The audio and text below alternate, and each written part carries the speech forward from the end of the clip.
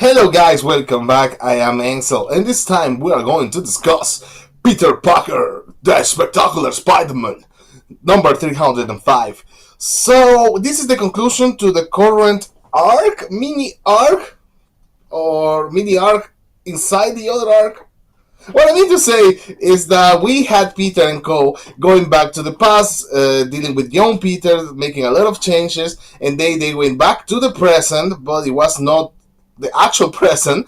There was like an alternate present that had been modified due to what they were doing in the past. So yeah, it's like the second act of the this going to the past arc. So that's what I call it, a mini arc. Anyway, it was a conclusion to this, so it was very short. The thing is that they were in a world that was controlled by Norman Osborn because young Peter Parker in the past decided to quit being a Spider-Man due to all Peter Parker's very hard life, very tough life, a very hard life with tough choices. So yeah, his inactivity, he is, as he says at some point, he is willed to not enact his responsibility, allowed Osborn to take power and to turn this war into a villain controlled country. So we have our heroes making a deal with Doom, a very Bane version of Doom. He had the mask and the whole thing, and some level of humor. I was at some point, or at least in my mind, I was like hearing some Bane quotes from the Dark Knight Rises movie. There was this particular panel where it's almost like where Doom was saying, "No one cared who I was until I put on the mask." And it was pretty entertaining.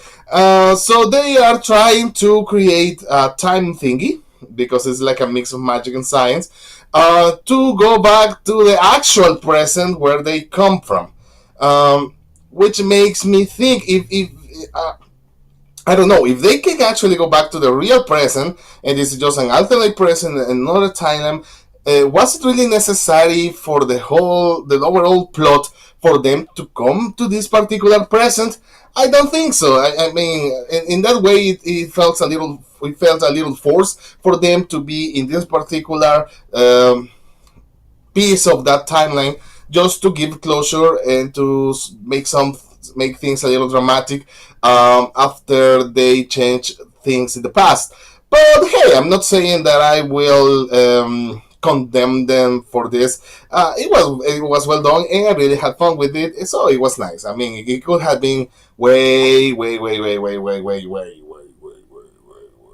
worse. So once we have them trying to go back to the present, and then we have Norman Osborn with like this world's version of the Sinister Six, which were very in military fashion, and it was nice to see. So there were some nice action sequences, short, very short, but they were nice with good comedy provided by Spider-Man. But I'm not talking about our Spidey. I'm talking about this world's Spidey who decides to come back as Spider-Man as it's being in the action.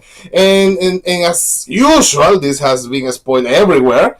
But it happens during the first act, so it's not much of a spoiler. But this world's Peter Parker has designed a suit that is much the suit that we have been seeing in other media. I'm gonna leave it at that. But it is so nice to see that suit on comics and being canon, at least in an alternate timeline way. So it was really cool to see. In the same way that it was really cool to see this world's version of Gwen Stacy, which was extremely badass. I love to see this Spider-Man Gwen Stacy combo.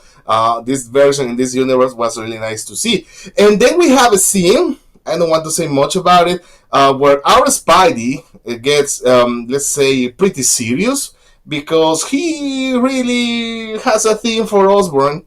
And with all the reason of the world, because we know Osborn, we know how horrible he is, especially to Peter. So it is justified, at least on his part. But he was really violent. He was he was really serious, like running towards Osborn. And there was this moment that was very much like this kind of scenes on the movies where you have a character doing something awesome and you see that 3 times in a row from these different camera angles. So it was something like that, but in comic form I don't think I have ever seen that done in here. It caught me a little unguarded because I thought the next few panels were like the continuation of the first one on the page, but it turns out that it was this action sequence effect that many directors like to do.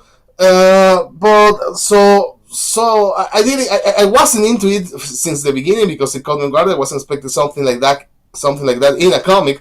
But by the end of the page, when I had understood what was happening and went back to it and looking at it with another perspective. Sorry, it was really fun, and I really enjoyed that. So overall, I mean, this has not been anything outstanding. Pretty a little more, a little above average, I will say, but it had been fun. So according to the teaser for next issue, we are finally going back to our present to deal with this alien invasion. So let's see what happens there. So this comic book has been really experimenting with a lot of plot points and different kind of things, but I have been enjoying it so far, and this was not the exception. So I was going to give it 3 awesome Spideys out of 5. But seeing that Spider-Man suit in these nice action sequences, I think deserve made it all deserve a 4th one, just because of the fun I had with those particular moments. So let's say that in formal terms, I will give this 3 Spiders out of 5. But because of the excitement and the fun, and yes, I'm being completely subjective over here, I'm gonna have to give it 4. Spiders out of 5. But after all, reviews are subjective anyway. So hey, what do you think about this particular comic book? It was like a breath of fresh air, I will say, from the Slott comic book for Amazing Spider-Man, because the tones were really different. Let's see if that can continue now that the Amazing Spider-Man book is getting a new writer. But in the meantime, this has been fun. What do you think? Comment down below. Let me know. Click the like button if you like Gwen Stacy. And thank you guys a lot for watching. I guess I'll see you the next time.